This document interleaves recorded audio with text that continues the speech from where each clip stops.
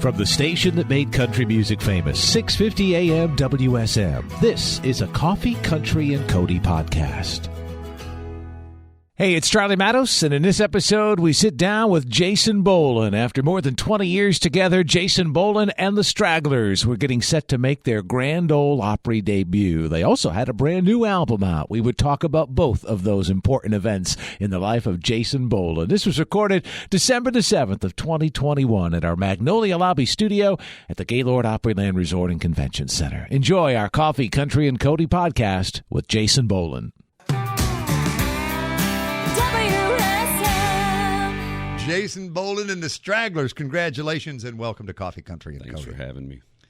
A 20-year run with the band. Is that how long you've been out there? Something like that. Yeah, we put out our first one in January 2000. It helps us keep track. You played Huntsville last night. Yeah. So you've been up. I said, how long you been in town? He said, minutes. Yeah. How long you been up? He said, second cup. Yeah, working on it. Yeah. So where does this, Oklahoma, I believe, is home for you, isn't it? That was the origin. I live down in South Central Texas now, down around New Braunfels, and we're all scattered out. I always say we're from I-35. I know it well. Yeah. You know, I lived in Comfort while I worked in San Antonio for years. Then you know it. And it's absolutely brutal. It just gets worse day by day. They don't ever fix anything. They just make new construction there. So they just pretty soon it'll all be under construction. Well, we're going to feature the title track from The Light Saw Me coming out. People see the video, too. Does this fall under concept album? Yes. As I was listening to it? Yeah. And what's the concept for people who may not have heard it yet? People have backed away from it a little bit because it's about extraterrestrials and a guy being teleported through time, basically. But, I mean, when you break it down, it's really just a bunch of country music about the things that humans all live through and the questions that we all have. And there's a love story in there. Who's your narrator on the voiceover stuff? His name's Ken Lane from Desert Oracle Radio out of Joshua Tree. And he's just a fabulous dude. He's a writer, podcaster, radio show host, and just a desert weirdness enthusiast. I was telling both Charlie and Eric, I said, yeah, you're listening, and all of a sudden this narration comes on, and I was transported back to like the futuristic television shows, a Twilight Zone kind of a moment where there was a voiceover in there, and these Orwellian sort of things were going on, and I was like, well, I didn't see that coming because I didn't, I purposely didn't read ahead. I just put it in, and that tends to be the way I want to listen to stuff with any artist. And then I started looking at credits and liners and things like that. So. It was a lot of fun. I think all bands have in the back of their mind, one day we'll do the concept album, or if you're a rock band, I always say you're going to do a country album. If you're a country album, do your rock album, whatever. Yeah. Everybody has these grand schemes, but to really tie into one and think, hey man, once we start this, there's no more wink, and there's no more we're in this, and you have a narrative that you have to carry. You have a plot basically that can have holes poked in it, and you can get away with that with some. We weren't going to make it a total narrative of and this happened and this happened and this happened. There's a lot of metaphor going in there too, but it was a lot of fun, and Shooter Jennings produced it, and he had already done his own stint with his concept albums. So we got in there, and where you would think a lot of what we were dealing with would be the constraints of you have to work within this now, it really gave us the focus for me. Once you had the outline laid out, it was fun to get in there and get to work on it. In country and Western, as Ray Benson would say, because there's cowboy at the heart of this whole thing, right? Yeah. And there's a pedal steel on the album. Go figure. Fiddle, Yeah. Tommy White at the Grand Ole Opry is smiling from ear to ear Tommy right White will be so happy. A steel guitar Hall of Famer and an Opry staff member. Yeah, I thought, I think it made sense. And when you go back and you look through, all the different concept albums that people have done from Terry Allen and Willie Nelson. I was going to ask you if Red-Headed Stranger was an influence on it. That was one of the ones, because I also wanted to see if you could fit it in our concept. The time change happens when you turn over a vinyl. So we wanted to make it to where the past would be side one and his relative future would be side two. So fit it in that much without compressing it, and try to, get it to work out just the way the time would. So it really worked out. It was fun. It was right at the end when we were doing the listen down, I thought, oh gosh, what if there's something crazy we're going to have to change? We got these narrations and all this, but it really... Are you going to be beamed up at any point during your performance at the Grand Ole Opry? We have a guy on the backdrop that does. he just stays there beamed up the whole time. So, but I don't think we're going to drop that. You know, everybody always has so-and-so was the first one to get that on the Opry. You know, they never had horns, you know, before Marty Robbins, whatever, all that stuff. We'll be the first one to bring in some big obnoxious backdrop. Well, big obnoxious drums with Bob Wills and the Texas Playboys, as I remember. Yeah. Ernest Tubbs and the electric guitar. Thank you, Tyler Mahan Co. for hipping me to that.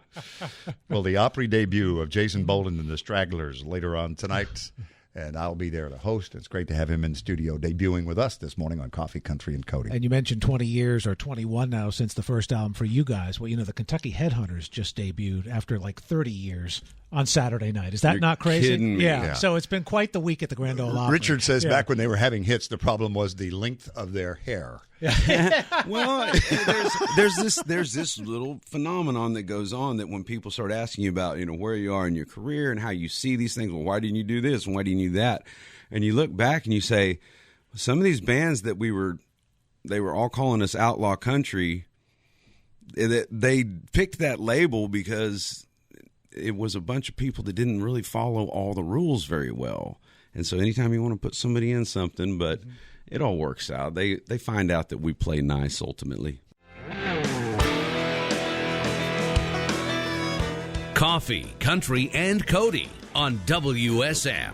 And Jason Boland, the Stragglers, making their way to the Grand Ole Opry for their debut in just a few hours, and in studio with us on Coffee, Country, and Cody this morning. So take me back to Stillwater, Oklahoma State, and the very early days. Is that where the music started for you? Yeah, for that little part of our genre, that was a big area for it to land on. It was about, I guess 94 when I moved up there, 93, and then it was about 95 when I started running into these songwriters that were playing these bars, and they were playing songs that you'd never heard before, you know, and you hadn't heard them on the radio or anything. And there was a place called The Farm outside of town where they all hung out, and you get invited out there, especially once they found out you were a musician, and everybody just wanted to sit around and play and pick and write songs. And they approached it from a standpoint of this was something real. This wasn't just something that you could, you know, some dreamy thing. It's like, if you enjoy playing music, go do it. And I was one of those folks that went to college not knowing what I wanted to do. I was going to ask you what your major was. Yeah, it was just College of Business, and let's see if we can get a degree. Because you were talking about your love of history off the air a little bit. Yeah, but you can't get a job having history or philosophy. You can go teach it. I know. It's always, and they would always say, they always compared it. You remember they'd call everything underwater basket weaving. Like, why don't you just go take underwater basket weaving? You know, and it's like, well, then what do you want me to do? I don't know, finance major. You know, that sounds great. That sounds like what did your folks do? They were supportive, really. I think it was one of those too. They were watching the grades. What was their occupation? What did they do professionally? Oh, what did they do? Yeah. A travel pay clerk on Tinker Air Force Base and a phone man for Southwestern Bell. Okay. Oh, wow. So just hardworking folks. Grew up in a little town called Harrah, Oklahoma, which is just dead center of the state pretty much, and dead center of America. And that's exactly what it was. It was just a very middle of America place to be from, and you can imagine everything that comes with that. Yeah. Vanderbilt has a major you would have loved: human and organizational development. There you go. Now, how's that for the vaguest thing on the planet? Yeah. You know. Yeah. There was one of the only guy who had the lease at the place I mentioned, the farm, Danny. He was a recreation major. So, is that like PE? I think it had. We call it recreation. It had a little more like outdoor, like title, parks and recreation. Yeah, it was a little more like that. But yeah, the title was I'm a recreation major. It was like, yes, you're great at it. And was there Garth afterglow when you were there for the songwriting community to see what had happened with this guy? Oh yeah, because Tom Skinner and the rest of the members of his band were still around there and playing, and you saw a person that had just been on the stage at Willie's, and then Eskimo Joe's. Yeah, and you saw what they did. So there was an afterglow, and there was that point of, we still go back to that. Where are we with how we push things in a market economy, which is what we do, and how do you be successful doing that, and how do you preserve what we're doing here? And I think you see all genres of music always struggling with that. Like, how do you take it to that many people and then still keep it personal and regional and tasty? It's a lot like food.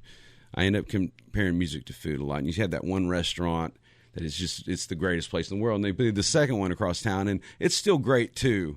And about the time they hit the fourth one, you start like, it's not what it used to be, And then it goes national and it gets bought up, and you're like, oh, you should have seen it back in the day. And I think we've always tried to keep that going, from wanting to be as successful as you can and take it as far as somebody like Garth did, and then how would you keep what you always found special about music and touring and playing music for people, within the confines of what you still find fun and doable, and to live a normal life while doing it. Well, your business model has led you to the stage of the Grand Ole Opry. Well, it did. In just a few hours. Yeah. Your debut. Congratulations. Thank you for coming to see us this morning. Thank you. Thank you for having me. Jason Boland and the Stragglers later tonight.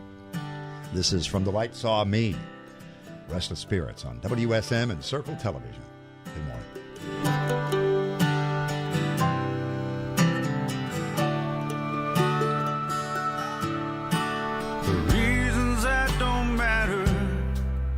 I was walking down the alley when I heard this music coming through the screen.